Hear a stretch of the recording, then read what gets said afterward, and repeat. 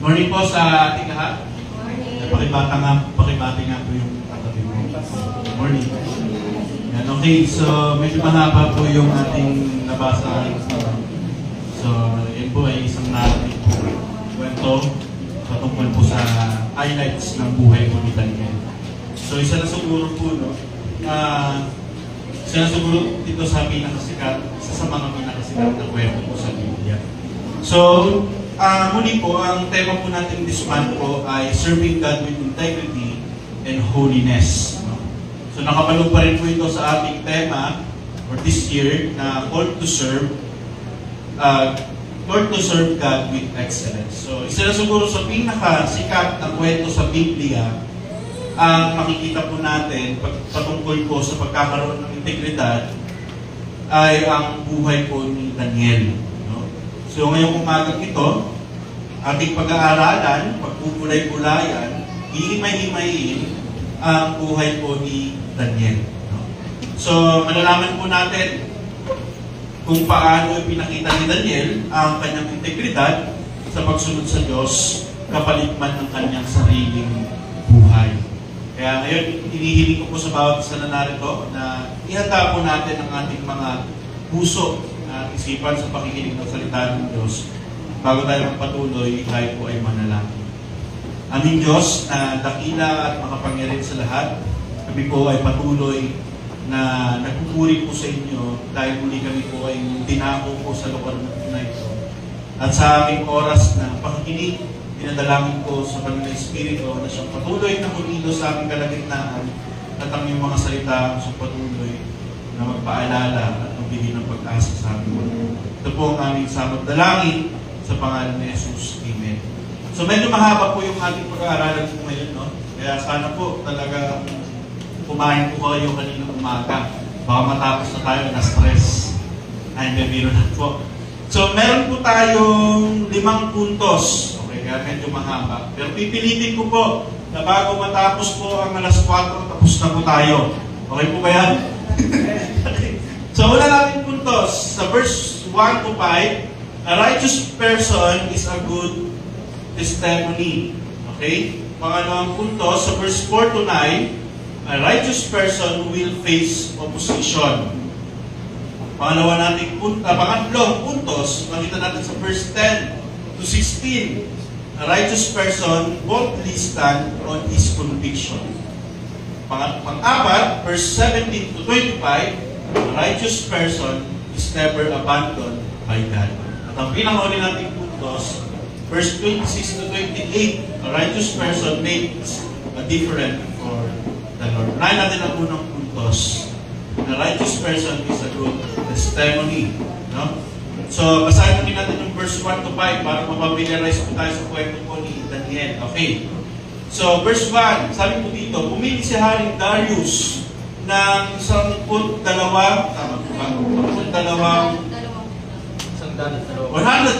gobernador para mamahala sa kanyang buong kaharian. Ang gobernador na ito ay nasa ilalim ng pamamahala ng 3 administrador at isa sa kanila ay si Daniel. Ginawa ito para hindi nahirapan sa pamamahalang hari. Si Daniel ang natutangi sa kanilang lahat dahil sa kanyang pambihirang kakayaan. Kaya binalak ng hari na siya ang gawing tagapamahala ng buong kaharian. Dahil dito ang 2 pang kasama niya, administrador, at ang mga gobernador ay naghanap ng kamalian sa pamamahala ni Daniel para paratangan siya. Pero wala silang makita dahil si Daniel ay tapat sa kanyang tungkulin at maasahan. Kaya sinabi nila, wala tayong maipaparatang sa kanya maliban kung mahanap tayo ng kasalanan na may kaugnayan sa kautusan ng kanyang Diyos. Okay. Para mas maunawaan natin yung kwento, bibigyan ko po muna kayo ng background sa ating binasa. Okay, sino ba itong si Daniel? So, siya po yung ex ni Catherine. Ay, hindi. Okay. Si Daniel po, si Daniel po isang Hudyo, no? Mula po sa tribo po ng Juda na dinala bilang bihag po sa Babylonia noong sinakop ni Haring Nebuchadnezzar ang Jerusalem. Okay. So kilala si Daniel na mayroong karunungan, tapat sa iisang Diyos, may kakayahang mag-interpret ng panaginip, no? At mayroong integridad sa kanyang pamumuno. Noong nabubuhay si Daniel, ang Israel po o ang Juda ay nasa exile o pagkabihag sa Babylonia. Okay? Yung time ni Daniel, nung siya po ay nabuhay sa mundong ito, no?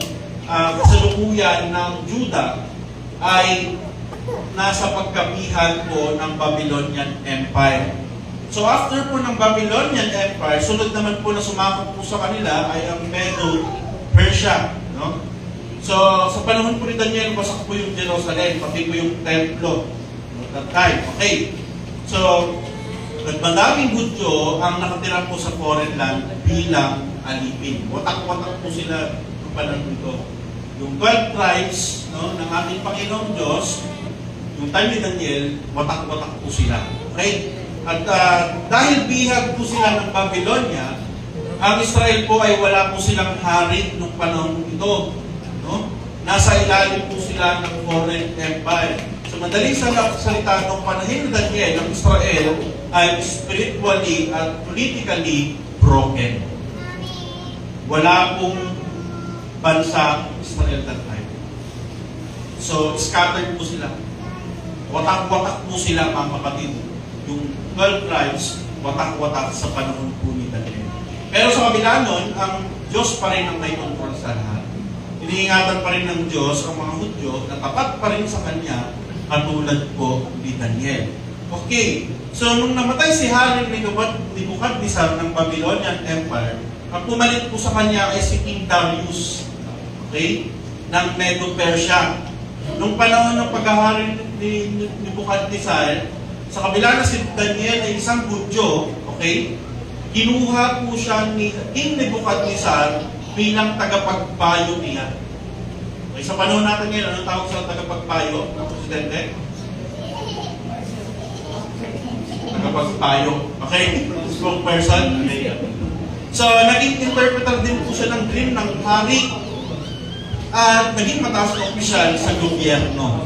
Isipin ninyo, no, na sa kabila niya si Daniel ay isang Hudyo, pinagkatiwalaan po siya ng hari ng Babylonian Empire. Okay? Parang isipin niya, kunwari, sa Amerika, tapos pagpunta ko sa Amerika, pinagkatiwalaan ako ng Trump. Parang ganun yung sitwasyon ni Daniel. So kahit bihag siya, pinaburan siya ng Diyos, kaya tumaas po yung kanyang posisyon sa Babylonian Empire. Ngunit nung namatay na po si King Nebuchadnezzar, pinalitan naman po siya ni King Darius ng Medo-Persia. Okay?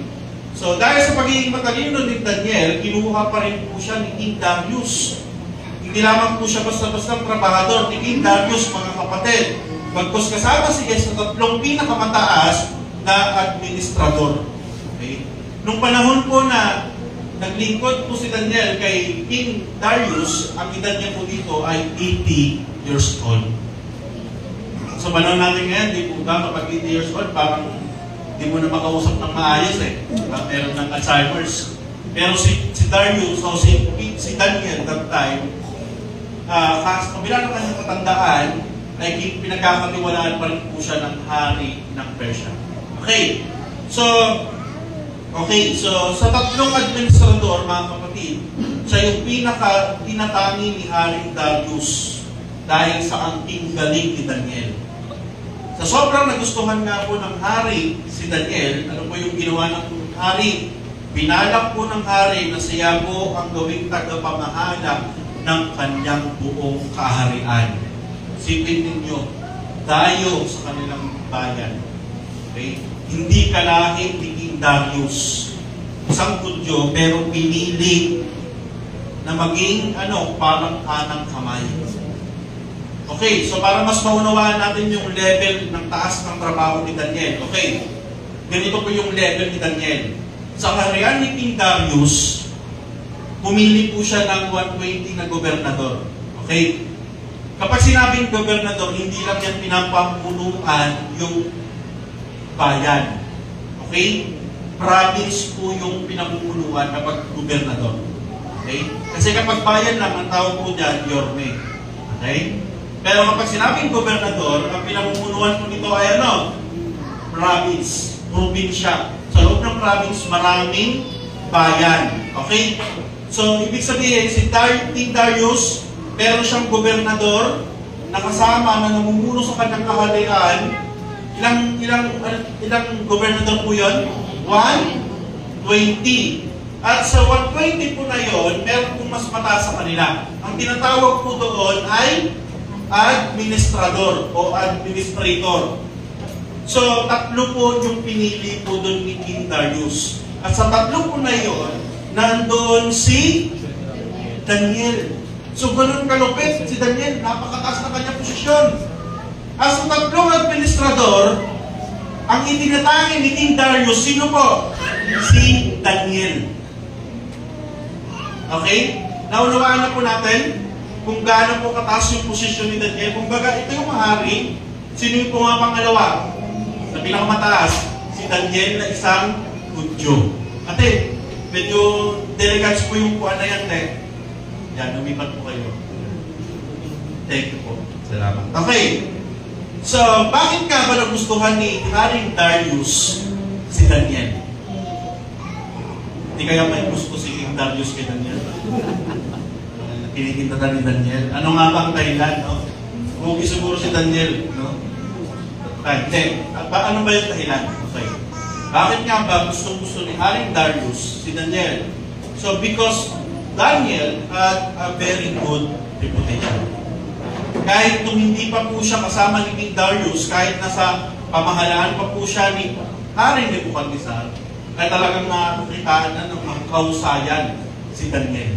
Meron siyang maayos na reputasyon. Wala siyang kaso sa blood control. Okay? Wala siyang kaso sa korupsyon, mga kapatid. Ito, okay, ano pa po? Daniel was known as a person full of integrity. Talagang kapag titignan mo si Daniel, kung ano yung mga nakikita mo sa kanya, punong-puno siya ng integridad, walang halong pagkukunwari. Kaya gustong-gusto na siya ni Haring Darius. Ano pa po?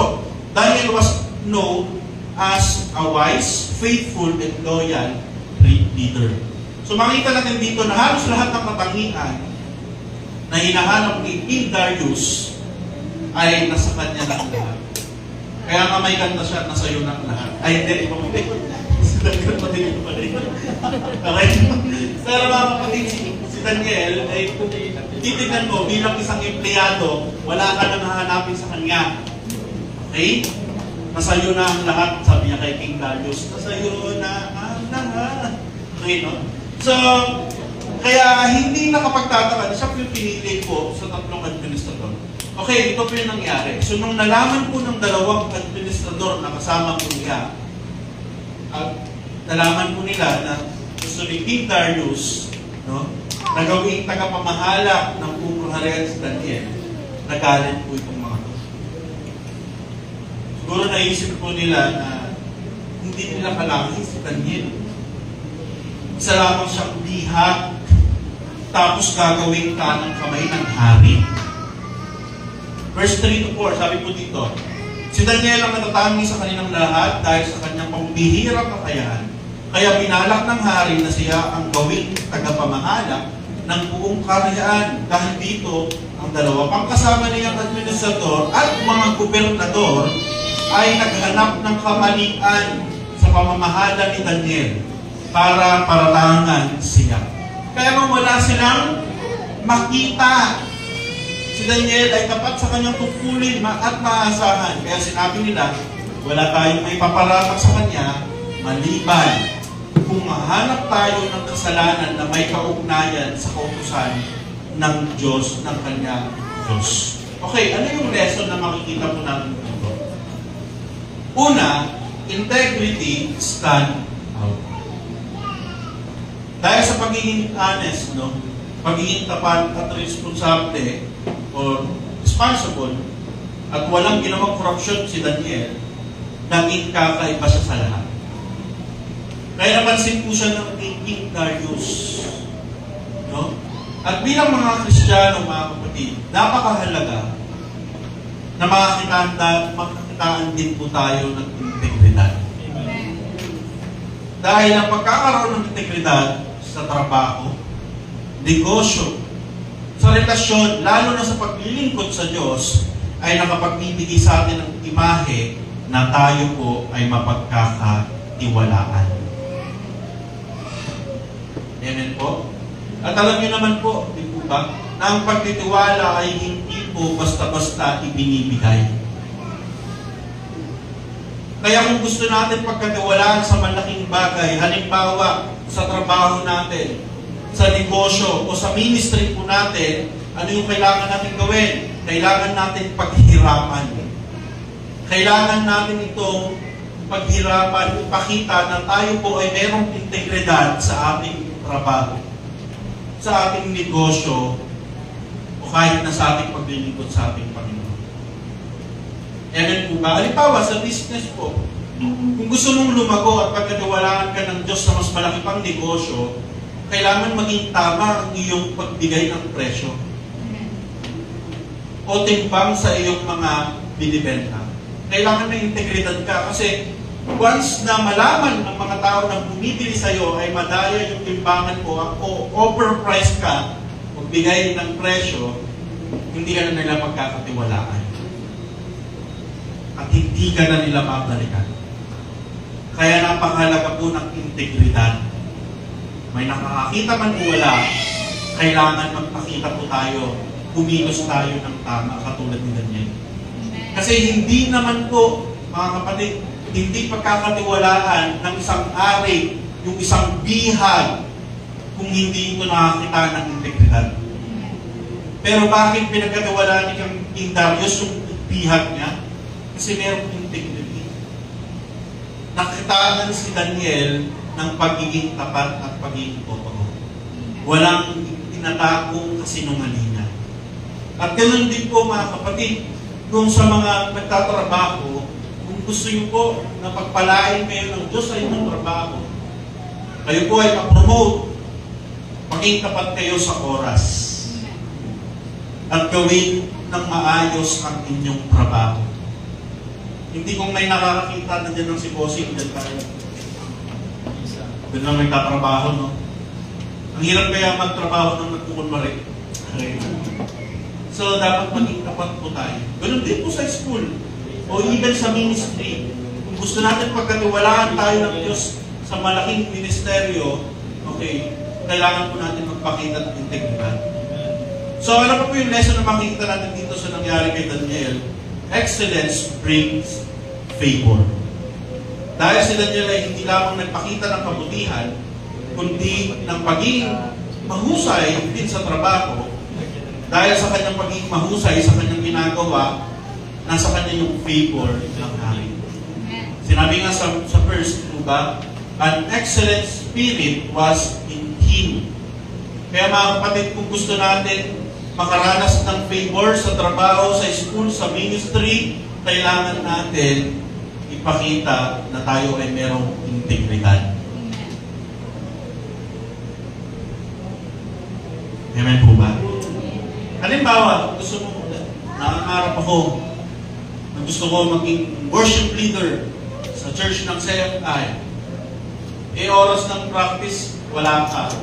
Marating ka 40 minutes bago mag-practice. Practice, no? 40 minutes late. So, paano tayo magkakatiwalaan sa malaking ministeryo kung sa simpleng bagay, wala tayong integridad? Okay?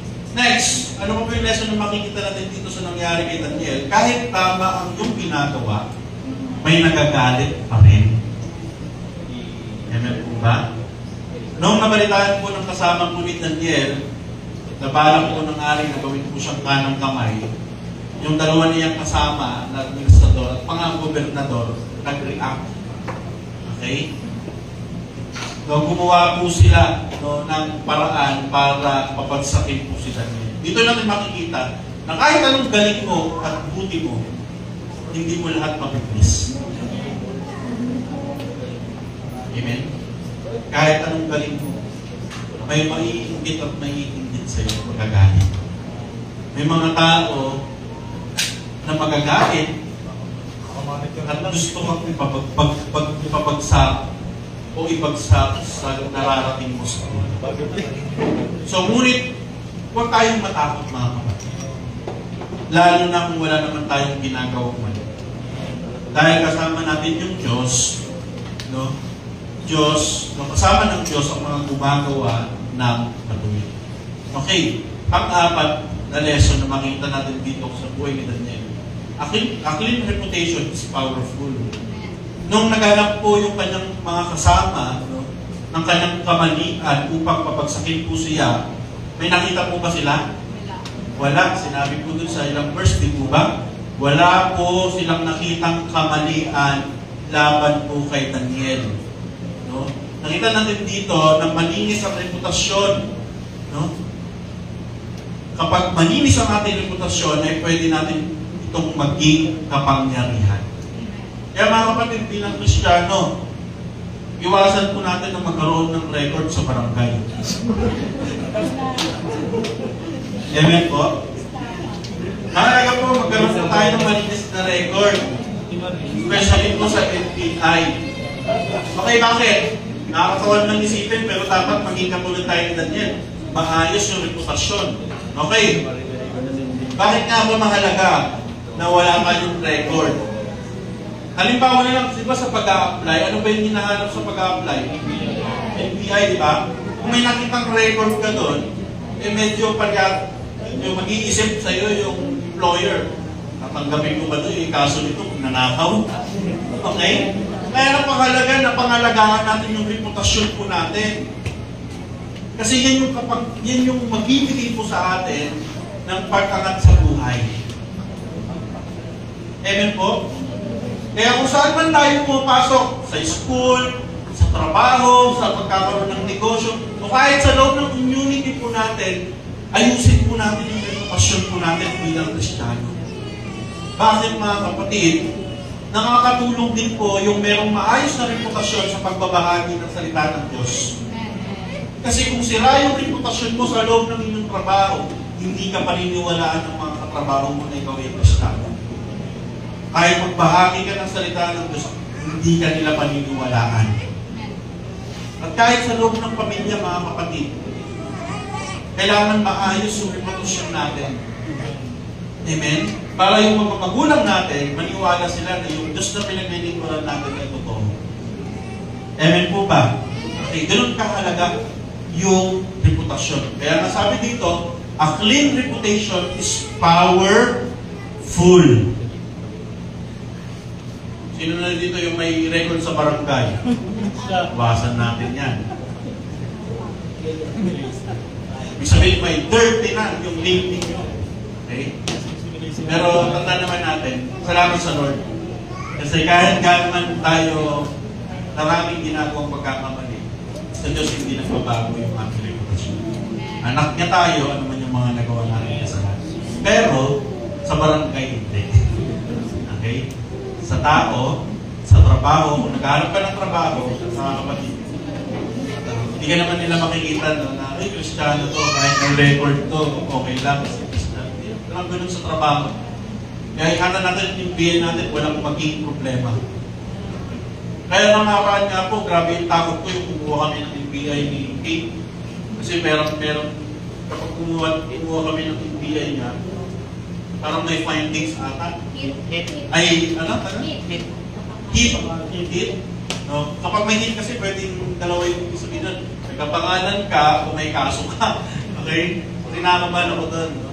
Pero salamat sa Lord kasi yung pagbalik namin, wala naman. No? Wala namang naging problema. Binigay ko agad. Okay. So, sa mga kabataan, yung mga mahilig makipag-away dyan. Gumawa ng mali. Ingat kayo, mga kapatid. Because a clean reputation is powerful. Siguro ngayon, hindi nyo unawaan kung gano'ng mahalaga yung reputasyon. Pero darating yung panahon, kung maghahanap kayo ng trabaho, din po yan, mga kapatid. Titignan yung NBI ninyo. Bakit ba tayo dito sa usapan ito? Next po, a righteous person will face opposition. Verse 4 to 9. Sabi dito, dahil dito, ang dalawa pang kasama niyang administrador at gobernador ay naghanap ng kamalian sa pamamahala ni Daniel para paratangan siya. Pero wala silang makita dahil si Daniel ay tapat sa kanyang tungkulin at maasahan. Kaya sinabi nila, wala tayong maipaparatang sa kanya maliban kung hahanap tayo ng kasalanan na may kaugnayan sa utusan ng kanyang Diyos. Kaya pumunta sila sa hari at sinabi, mahal na hari, ito matalino din itong mga gobernador na ito no? Nag-isip sila ng paraan para maparatangan si Daniel ng pagkakamali kahit wala namang mali. Okay? So basta kalokohan, magaling itong dalawang administrador, tapos yung 120 na gobernador. Ito yung naisip nila na paraan. Okay. So sabi dito, kaya pumunta sila sa hari at sinabi, mahal na hari, kaming mga administrador, mayor, gobernador, tagapayo, at mga komisyonor. Ano din sila? Dami no? Okay? Nang inyong kaharian ay nagkasundong hilingin sa inyo na gumawa kayo ng kautusan na sa loob ng 30 days ay walang mananalangin sa sino mang Diyos o tao maliban sa inyo. Okay?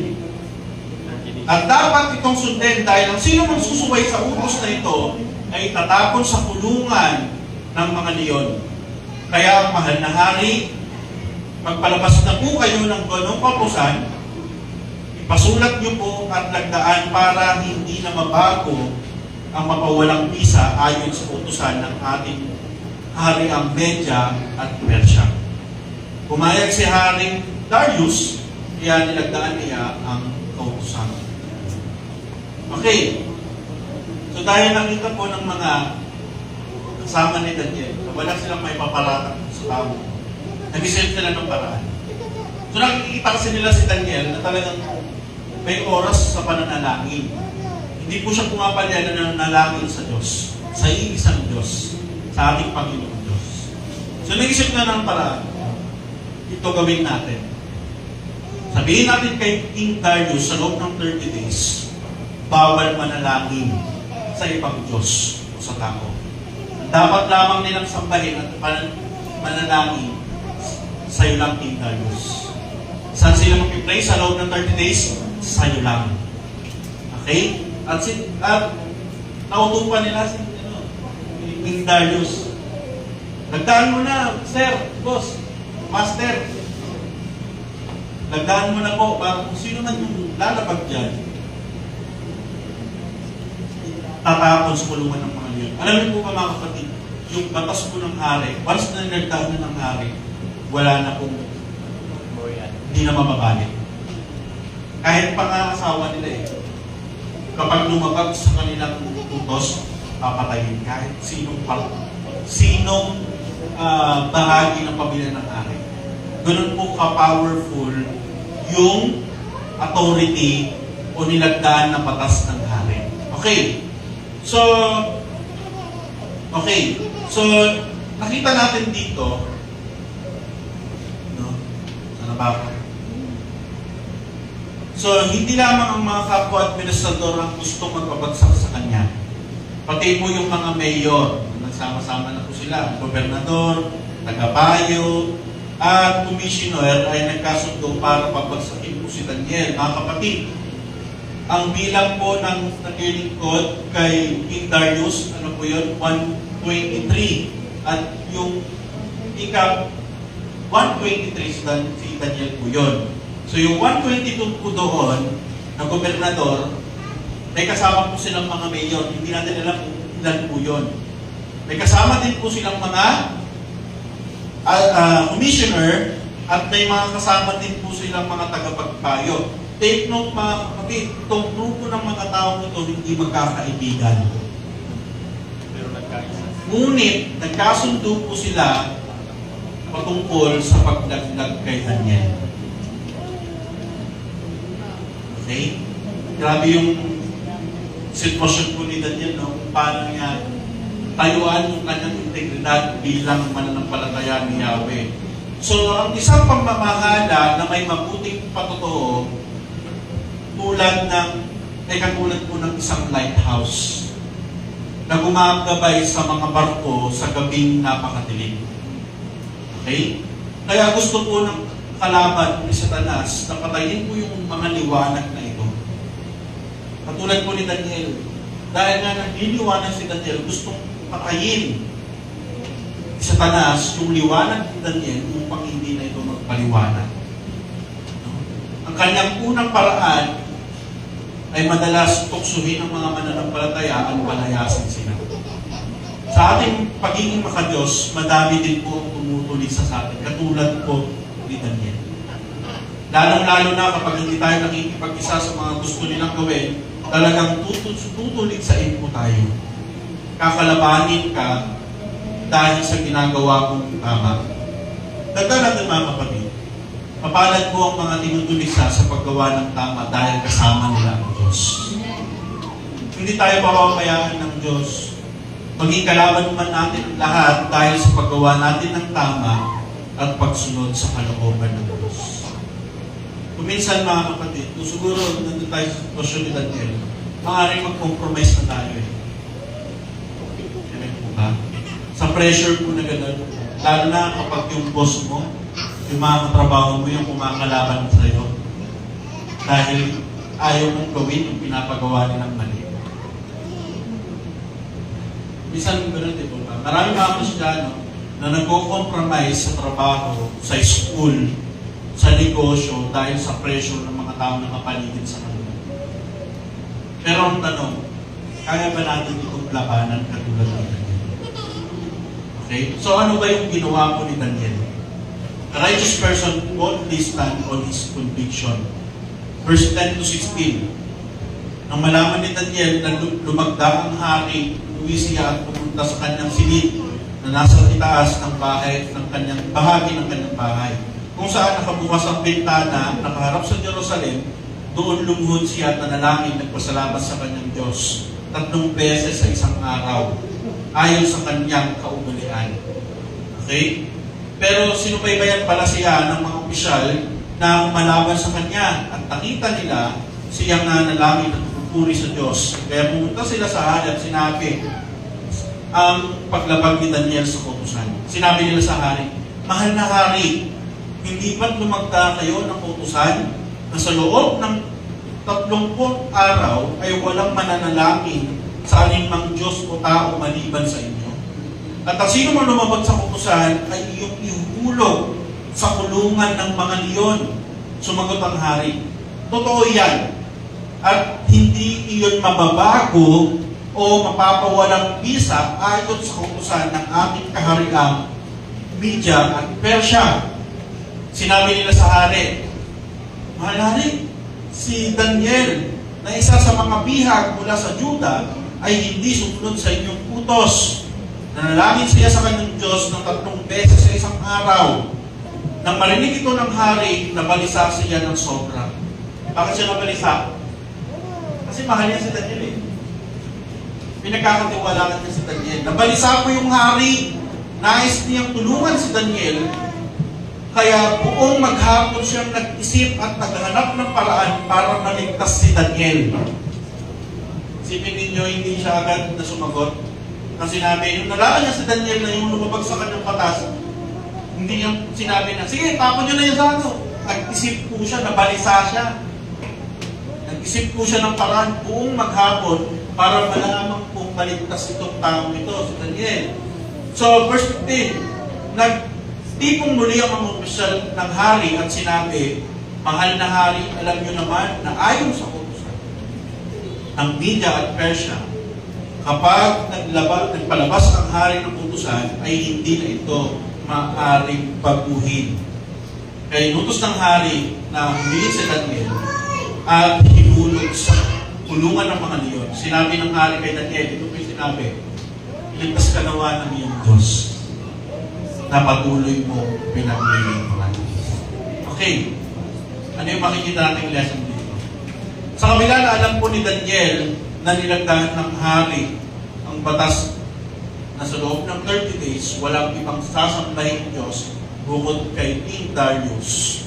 Pinagpatuloy niya pa rin mag-pray. Mag-pray pa rin po siya 3 times a day.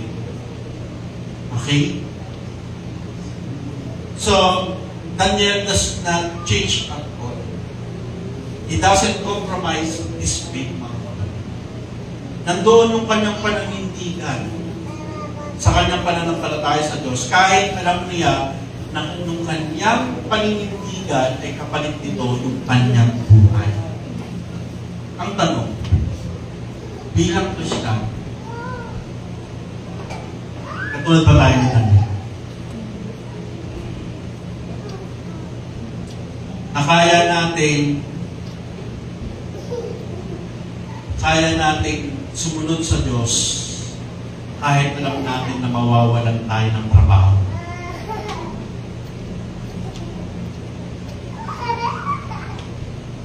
Katulad pa tayo ni Daniel na may integridad.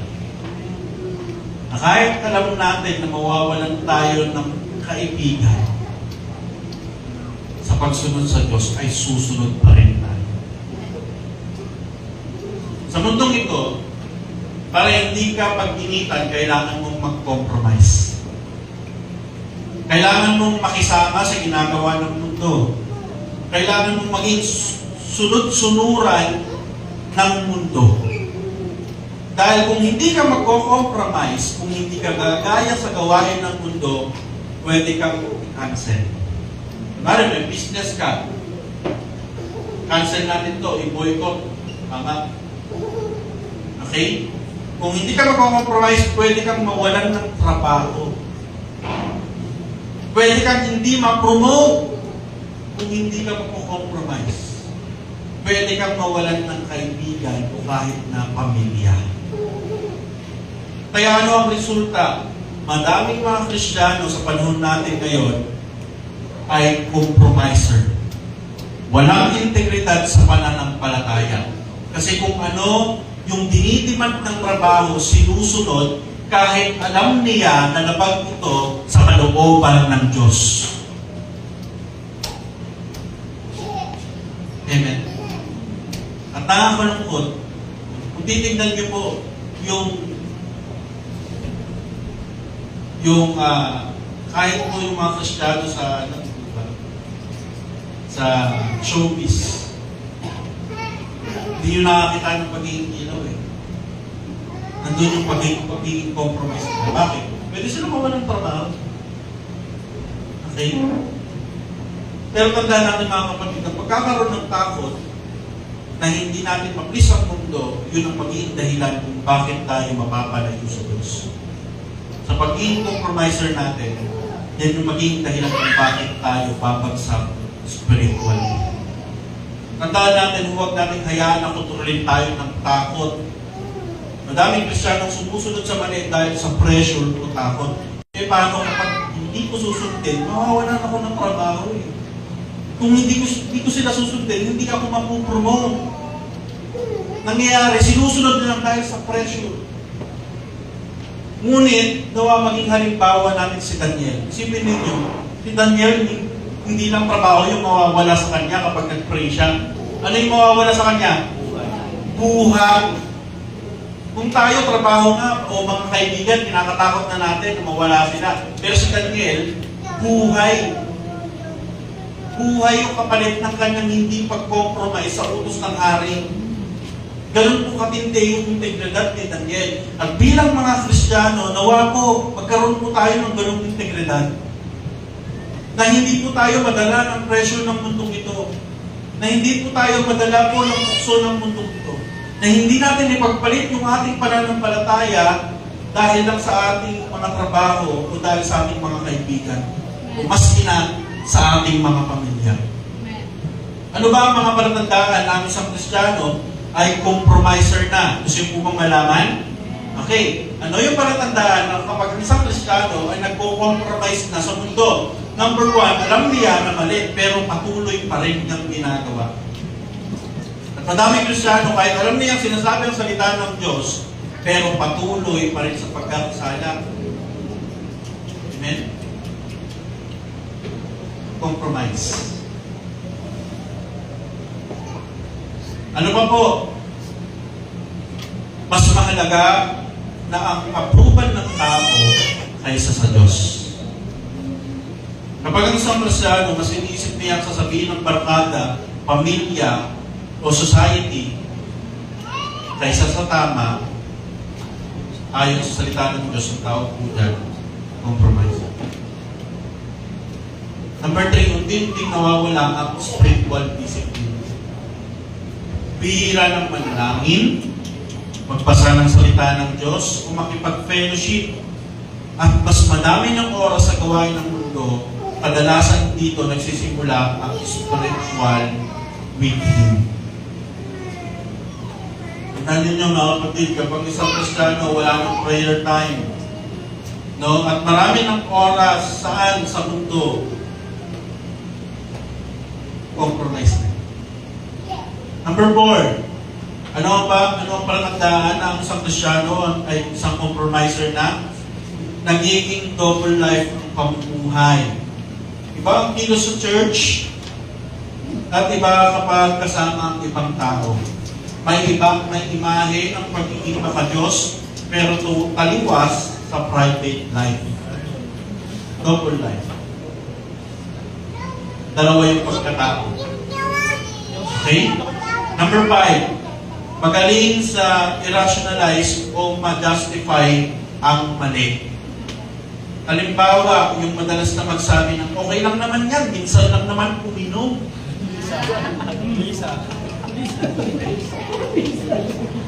Compromiser yan. Okay lang yan. Lahat naman yan, ginagawa.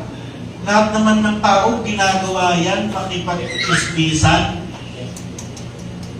Kahit nga si Pastor, chismoso. Mga pag ganyan na yung bibig ng Kristiyano, compromiser na yan, yung palagi ginajustify yung mali. Na okay lang naman yan. Naiintindihan naman tayo siguro ng Lord. Gracious naman siya. Okay? Kapag ganyan na yung kaisipan ng isang Kristiyano, ibig sabihin, compromise niya. Walang integridad sa pananampalataya. Okay? Sa halip na magsisi, hinahanapan ng dahilan ang compromise. Yung mali, ginagawang tama. Kaya rin nangyari, may tama siya. Okay? Next, ano ba ang palatandaan ng isang Kristiyano? Ay compromiser na. Next po, humihina ang conviction. Kung dati sensitive ang konsensya, pero kalaunan hindi nagaanong naapektuhan kahit alam niya na mali ang ginagawa niya. Kahit every Sunday na sa church, at nakakarinig ng salita ng Diyos, pero parang bang wala ng conviction sa kanya. Tinatanggap niya, pero tumatagos din sa kanya yung sinasabi ng salita ng Diyos. Okay?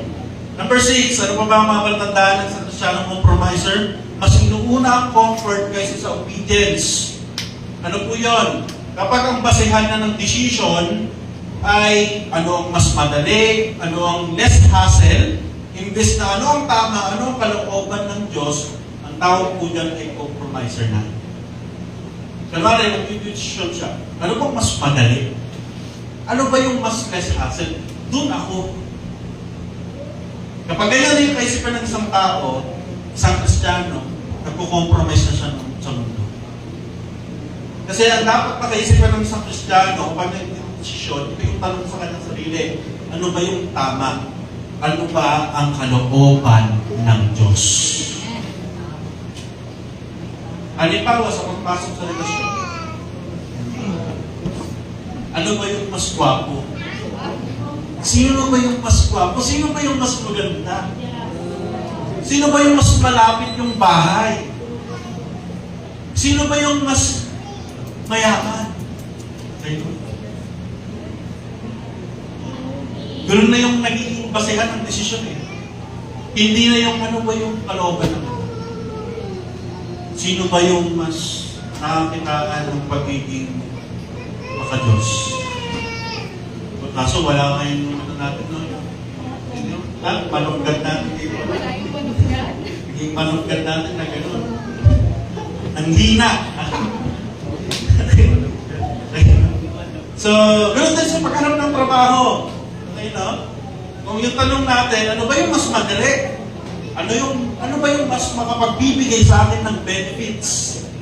Kung ganyan yung tanong natin, maaaring nagko-compromise na tayo.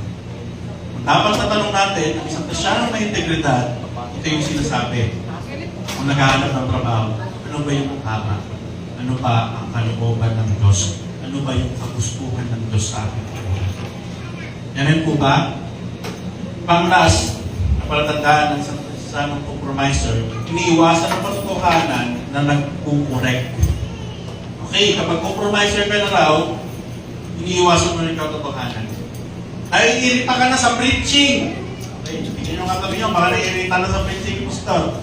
Okay, naiirita na sa preaching, review po sa mga Bible verses na tumatama sa kanya. Okay, no? Maaaring ko-compromise na tayo. So next, ano ang mga practical na paraan upang tayo ay makapabuhay ng mayroong integridad? Hindi ko na papalawakin pa ng para kumakuha tayo ng dito na una. Una, gawin ng tama kahit walang nakakita. So ano ang mga practical na paraan upang tayo ay makapabuhay ng mayroong integridad? Una, maging tapat kahit walang nakakita. Okay? Pangalawa, maging tapat sa maliit na bagay. Ang integridad po ay nagsisimula sa simple. Pagiging honest sa pera, pagtupad sa oras, hindi pagsisinungaling kahit sa maliit na bagay. Pangatlo, paano magkaroon ng integridad? Iwasan po ang pagkakaroon ng double life. Yung iba yung ugali sa church, pero iba rin yung ugali sa tahanan, iba yung ugali sa school. Okay, number 4, matutong magsabi ng hindi. Hindi lahat ng pressure dapat sundin. Minsan kailangan tumanggi kahit mahirap o hindi popular. Amen po ba? Kung gusto po natin magkaroon ng integridad, huwag tayo maging people pleaser. Dapat maging, God pleaser. Minsan doon tayo nagkaroon ng problema. Dahil gusto natin lahat ng tao ma-please natin, kahit na mali, hindi tayo makahindi. Kaya na nangyayari, nawawala yung integrity natin bilang isang Kristiyano. Number 5, paglago ng pananampalataya. Pang-anim, pagkakaroon ng accountability. Isa po sa mahalaga mga kapatid. Kung gusto na tayo ng accountability, kapatid, kamusta ka na? Nagpipray ka pa ba? Buhay ka pa ba, kapatid? Nagbabasa pa ba ng Bible? So, kailangan magkaroon tayo ng accountability partner. No? Pero, hindi naman yung accountability partner mo, asawahin mo na. Ano ba nun? Puliligawan mo. Kumain ka na ba? May mga gano'n sa Bible school no? May mga tawag doon sa accountability partner sa amin, prayer partner. Kasi sa Bible school mga kapatid, bawal sa amin magkaroon ng relationship sa kapwa namin student. So yung mga student doon, mahuhusay, matatalino. So tinago nila yung kanilang relationship sa pamamagitan ng pagsabi ng prayer partner. Diba? Pero sa church natin, mga kapatid, hindi po dapat ganun. Dapat yung accountability natin, yung leaders natin. Yung leader natin sa youth, yung leader natin sa women's. At dapat lalaki sa lalaki, babae sa babae. Okay? Para maiwasan po yung pagkakaroon po ng kumain ka na. Ikaw ka na ba? Mga accountability na yun, mga kapatid. Okay? Ikaw wala lang. Mga accountability na po yun. Kapag sinabi ng accountability, ito yung mga taong papaalala sa'yo na, kapatid, medyo gabi ka na ata napakuwi. Mga kapatid, nakita ko yung post mo, bakit napapainom ka ata? Hindi ka pa nang nagyaya. Ay, bawal yan. Right? So, meron man tayong papaalala. Makakatulong po yan, okay, para tayo ay magkaroon ng integridad. Kaya kung mag-comment ako sa post ninyo, huwag kayong magtampo. Magsasabi, kapatid, parang yung suot mo medyo hindi na maganda. Tanggalin mo na lang kaya lahat ng damit mo. Nagsuot ka pa. Okay, no? So, dapat kung paalala, makakatulong yan sa akin. Next po, paano tayo makapabuhay ng mayroong integridad? Aminin agad ang pagkakamali. Kasi mas na mas tinatago pa natin yung pagkakamali natin, mas naging malalim pa po yan. Mas okay nga kung alam ng tao kung ano yung kahinaan. Kasi ibig sabihin, alam mo na mayroong tao na mga nagbabalik sa'yo. Okay? Number 8, isipin ang long-term consequence. Tandaan natin, maraming compromise, madaling gawin ngayon, pero mabigat ang bunga sa huli. Ang integrity, minsan mahirap gawin sa umpisa, pero kapag pinagpatuloy, itong gawin, natin ito kapayapaan. Okay, marami na. Matapos ng oras. Nang points na lang ba ito? Next po, pangilang puntos tayo. Apat na. Okay. So, righteous person is never abandoned by God. Verse 17 to 25. Okay, ito na po yung nangyari. Pagkatapos, tinakpan ng isang lalaki ang bato, ang kulungan na pinaghulugan kay Daniel. At tinakpan ng singsing ng hari at ang singsing ng hari, mga hari, sa kaharian para walang sino magbukas nito. Pagkatapos ay umuwi si Haring Darius sa palasyo niya, hindi siya kumain ng gabing iyon at hindi rin humiling na siya ay alawin. At hindi siya makatulog. Inaumugahan ang liway pa lamang ay nagpadali ng pumunta sa hari, ang hari sa kulungan ng mga leon. Pagdating niya roon, malungkot siyang tumawag, Daniel, lingkod ng buhay ng Diyos, iniligtas ka ba sa mga leon ng inyong Diyos na patuloy mong pinaglilingkuran? Sumagot si Daniel, no? Mahal na hari, hindi ako sinaktan ng mga leon. Dahil nagpadala ang Diyos ng kanyang mga anghel para itigom ang mga bibig ng mga leon. Ginawa ito ng Diyos dahil alam niyang matuwid ang aking buhay at wala akong ginagawang kasalanan sa inyo. Nang marinig iyon ng hari, nagalak siya at nag-utos na huli si Daniel sa kulungan. Nang nakuha si Daniel, wala siyang nakitang galos, kahit galos man lang sa kanyang katawan. Dahil nagtiwala siya sa Diyos, nag-utos ang hari na ang lahat ng nagparatang kay Daniel ay huliin at ihulog sa kulungan ng mga leon, pati ang kanilang mga asawa at mga anak. Hindi pa sila nakarating sa ilalim ng kulungan, agad silang sinakman ng mga leon at nilapak. Pagkatapos ay sumulat si Haring Darius sa lahat ng tao sa iba't ibang bansa, lahi at wika ng mundo. Ito ang nakasulat, naway nasa mabuti kayo kalagayan. Siguro, paano na yun? Palpupan ko yung yun, no? Busog na busog. Sipin mo, hindi lang yung mga nagparatang sa kanyang inulog, kasama na yung mga asawa at anak. Okay? So, makikita natin dito, mga kapatid, na hindi pinabayaan ng Diyos si Daniel. May tagumpay man, ang kanyang mga kalaban ay patapon po siya sa kulungan ng mga leon, hindi naman po siya hinayaan ng Diyos kainin ng mga leon. Kailanman, mga kapatid, walang makakasakit sa atin basta tapat lamang tayo sa Diyos na pinaglilingkuran natin. Kaya huwag po tayong matakot. Sa mga takot, mawalan ng trabaho, takot, mawalan ng kaibigan, dahil sa pagsunod sa Diyos, huwag ka matakot. Si Daniel nga, mga kapatid, pinakain sa leon, hindi pinabayaan ng Diyos. Tayo pa kaya? Kaya huwag mo panghinayaan yung trabaho na pinipilit kang gumawa ng mali. Huwag mong panghinayaan yung mga kaibigan mo na pinipilit kang gumawa ng mali. Iwan mo sila para sa pagsunod sa Diyos. Siguro kung titignan natin, parang napaka-sobrang naman ng pastor. Pero yun yung sinasabi ng salita ng Diyos. At yun nakita natin sa buhay ni Daniel. Na hindi ibig sabihin na hindi ka susunod sa mundo, mapapahamak ka. Hindi. Pwedeng mapahamak ka, panandalian, pero tataas ka uli ng ating Panginoon. Dahil sa pagsunod mo sa Kanya. Amen po ba? Amen po ba? Next, panguling tutos natin. The righteous person makes a difference for the Lord. Verse 20 to 26, nutos ko sa lahat ng tao na sa sakupan ng aking kaharian na matakot at gumanap sa Diyos ni Daniel. Sapagkat siya ang buhay ng Diyos at nabubuhay magpakailanman. Ang paghahari niya ay walang hanggan at walang makakapagsak nito. Nagliligtas siya at gumagawa ng mga himala sa kababalaghan sa langit at dito sa lupa. Iniligtas niya si Daniel mula sa mga leon. Naging maunlad ang buhay ni Daniel sa panahon ng paghahari ni Darius na sa panahon ng paghahari ni Cyrus na taga-Persia.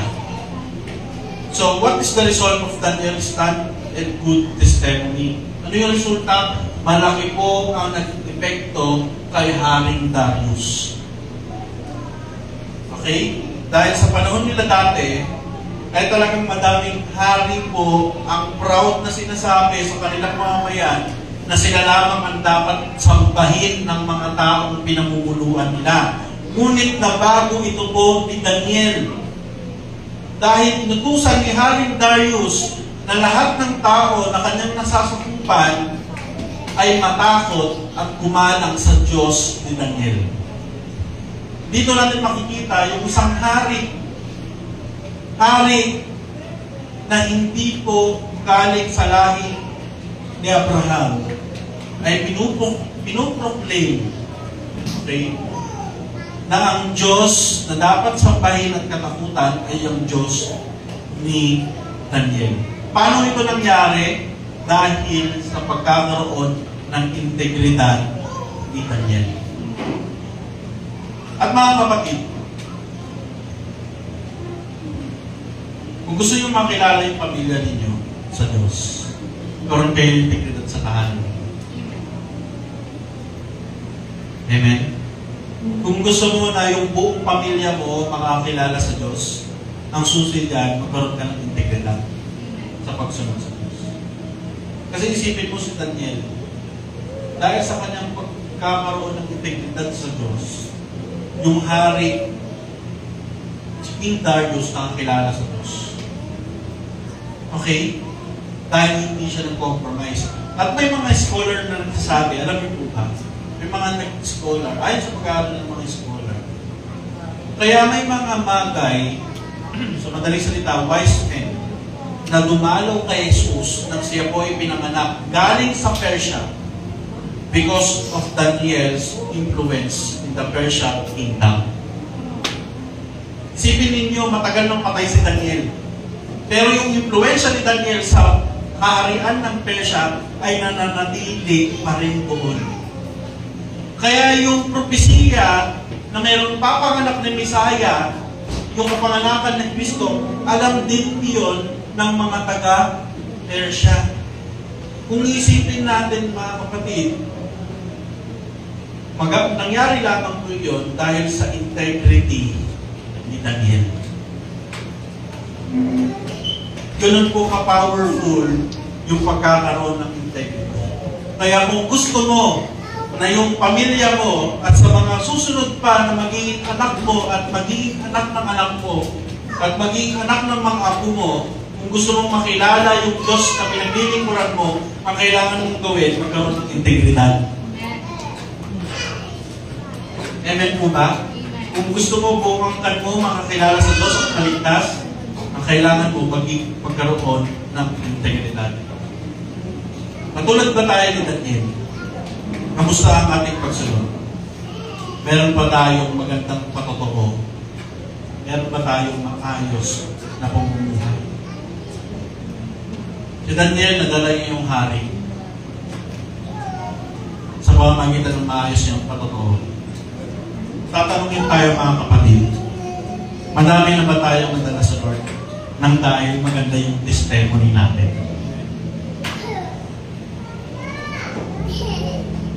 Kuminsan kasi hindi mo na, sa pagbabahagi ng salita ng Diyos, kuminsan hindi mo na kailangan magsalita.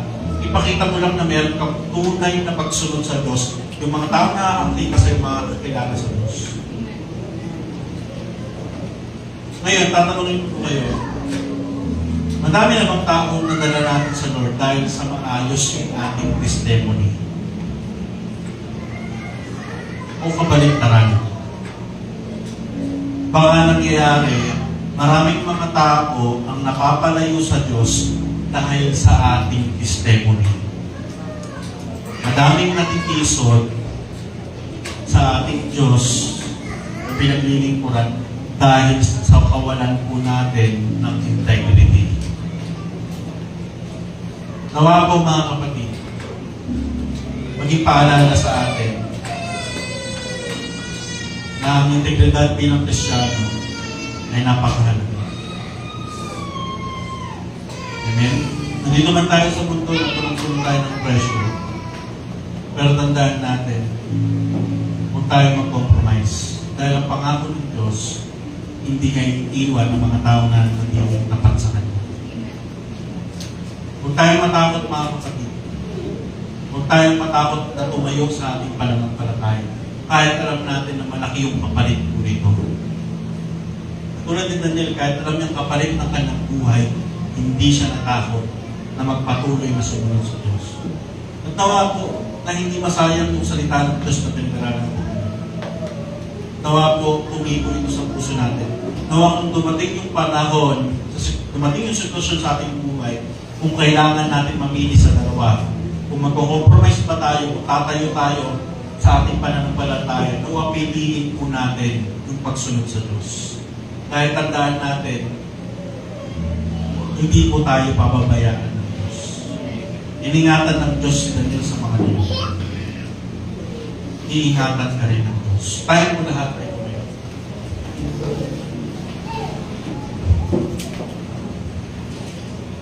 Ngayon po mga kapatid, tayo po ay lumapit sa ating Panginoon. Kung sino man sa oras dito, na para man nararamdaman niya, na wala siyang integridad sa pagsunod sa Diyos.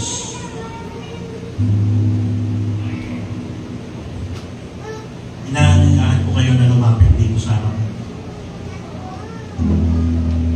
Yung paglapit niyo dito sa harapan mga kapatid, ipapapakita niyo ng pagpapakumbaba sa ating Panginoon.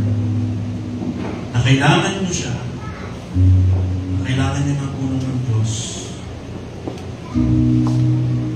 Kailangan niyo ng tulong ng Diyos upang kayo ay patuloy sa Diyos. Ito yung ikahiyaan mga kapatid, ikahiyaan na kailangan niyo ng tulong ng Diyos. Lahat tayo kailangan natin. Kung naiisip natin hanggang ngayon, compromiser pa rin tayo, na para ang hirap tanggihan yung gawain ng mundo, lumapit kayo dito sa harapan. Sa oras na ito, tanggapin natin yung pagbabala ng ating Panginoon. Aming Diyos na langit at mga pangyarihan sa lahat. Nakikita niyo po yung aking mga kapatid na narito po sa harapan. Nakikita niyo po yung kanilang mga puso. Kung kagustuhan po nilang sumunod sa inyo, aming Panginoon, pero nahihirapan po silang gawin po ito dahil po sa pressure ng mundo po. Sa pressure ng trabaho, sa pressure, Lord, ng mundo, sa pressure ng mga kaibigan o ng pamilya, Lord, nahihirapan po kami tanggihan po ito, Lord. Yung isa hindi naman natin gustong mag-compromise po, Lord. Pero dahil nga po, Lord, sa pressure o problema ng buhay po namin, pinipili na lamang po namin mag-compromise po, Lord. Dahil natakot po kami, aming Panginoon, na magtusa sa mundo ito. Pero sa oras na ito, aming Panginoon, ipaalala niyo po sa bawat isa po sa amin na ang pagtayo at pagsunod po sa inyong kalooban na hindi po ito palatandaan ng aming pagkatalo. Ito po ay palatandaan, Lord, na kami po ay magtatagumpay dahil kasama po namin ikaw ang Panginoon. Lord, nawa po, Lord, pag-alawin niyo po ang pananampalataya ng bawat isa. Patatagin niyo po kami, aming Panginoon. Piliin po namin sa bawat araw namin. Ikaw, aming Panginoon. Hindi yung mga bagay sa iyo. Nawa po, Lord, dumating man ang sitwasyon na kailangan namin mamili, ikaw ang pipiliin po natin. Paalala niyo pa natin po, Lord, yung kwento ng Daniel. Napalikman ng kanyang buhay, hindi po siya pumalikot sa iyo. At dahil po doon, hindi po siya pinabayaan. At mas inangat po siya sa kanyang posisyon. Maraming salamat po. Bless niyo po ang aking mga kapatid. Pagpalain niyo po ang bawat isa po sa amin. Ito po ang aming samot dalangin sa pangalan ni Jesus na tagapagligtas. Amen.